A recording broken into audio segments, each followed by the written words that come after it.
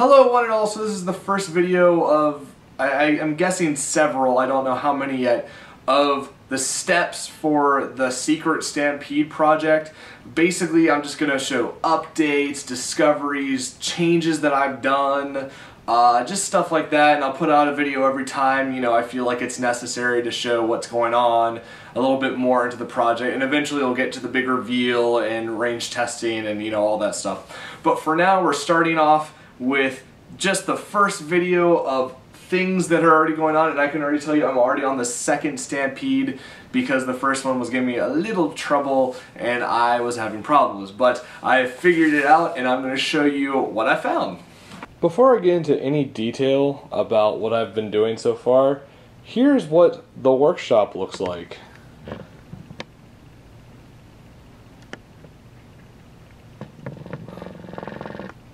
Yeah, so it's extremely messy here, but I kind of work with organized chaos, but yeah, it doesn't look too great, but it's how I work, so there you go. Anyways, on to the Stampede. So here we have the second Stampede that I've been going into. The first one is over here on top of the bin, and this is what the insides of it looks like for right now. This is basically like the testing one. I still have this one, and one I have not taken apart yet, but I'm going to try and revive this, but for right now it's kind of like dead, and I'm not going to really do anything with it at the moment because I'm working on this one. And what I've discovered is that, let me show you here, the switch that is on top of the gearbox is what regulates the whole plunger tube assembly to come back if you let go of the trigger without firing off a shot, which is really important in the Stampede.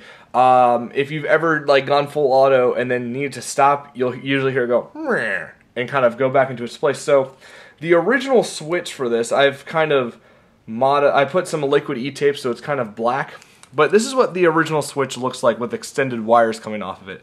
I've labeled each one so I know where they go, but a little kind of showing of what it does.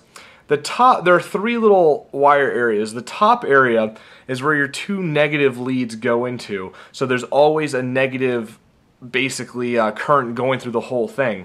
The bottom one, or the middle one actually, is the lead that goes towards the magnet. And by magnet, I mean these little rolls right here. There's one right here and there's one right here.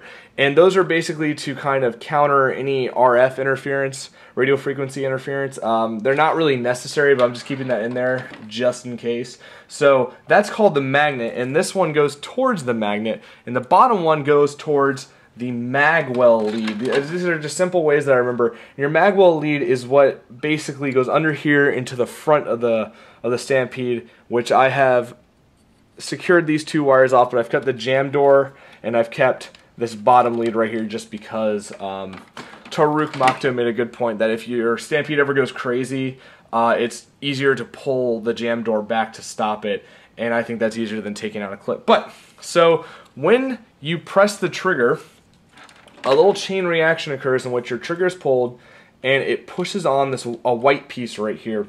That piece pushes down on the trigger, or not the trigger, the switch. It's not needed and it does not interfere with the gearbox in any way, so you can actually take it out.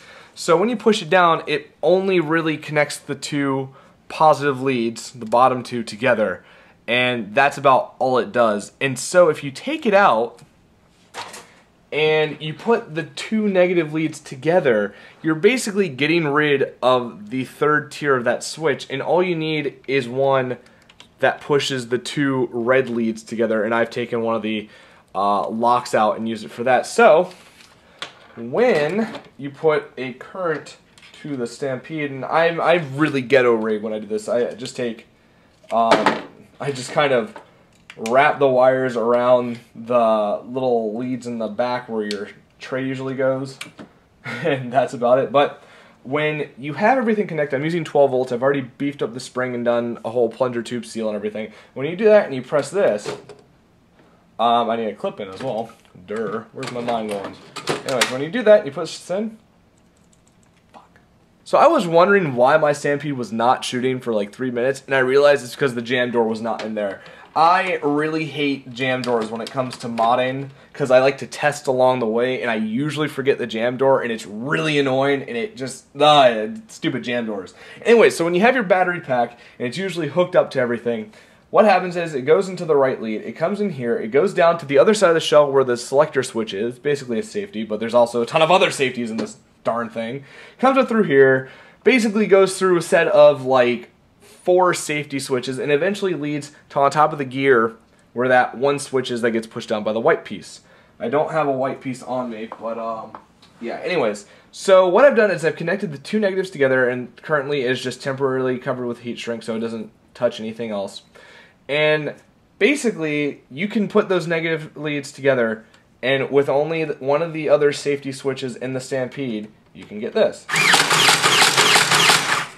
And it works perfectly. So I'm really happy with this, and I'm glad I discovered it because it makes it so much easier and I don't have to make crazy stuff like this where I take another safety switch and I try to rig it up and I can just get rid of all this. So that makes me extremely happy and I'm glad I figured that out. I mean, it's really simple, but hey, you know, whatever. So now that I've have this done, I'm basically going to close the shell up and then minimize everything down to the smallest that a Stampede can go. So when we get back, I will show you that. This is what a Stampede shell looks like normally. And this is what I've cut down my Stampede to. And if I take it apart, because I haven't done the other side of the shell yet, you'll see this is the smallest you can go with a Stampede without cutting into anything important. I might clear up this area just a little bit to make it even smaller, but this is the smallest I'm going because I can't really cut down this any further. I mean, I could, but I'm not going to because I just don't want to cut off the dart tooth area. I don't know, I don't want to ruin anything. But yeah, this is the smallest you can go. I have no handle on it because the handle is going to be someplace else. Ooh. And when I get that figured out, I'll let you know. I still have a little bit of fine-tuning to do on the back here, just to smoothen it up. I guess I'll do that last when I get the other side of the shell done. And the night before, I did mark down where I wanted to cut, but then I just kind of did it freehand because I find that to be the easier option. So, I'm going to take out the switch here, might keep it for another project, and get done with this side of the shell. So I will do that right now. After much cutting and lots of plastic flying everywhere and lots of plastic smoke going all over the place, which has made my room smell god-awful, I like to have this on hand just because I don't have any way to filter it out.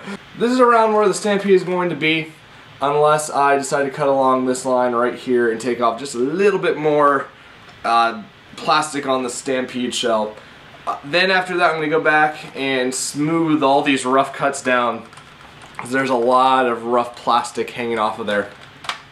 And then after that I'm going to cut this straight, put some acrylic over that, make it so it's, you know, cut down the center as well so you can pull it apart still, just so I guess muck and dirt don't go in here and ruin the plunger seal or anything. Just a little precaution because I like to be wary of the elements when I'm playing.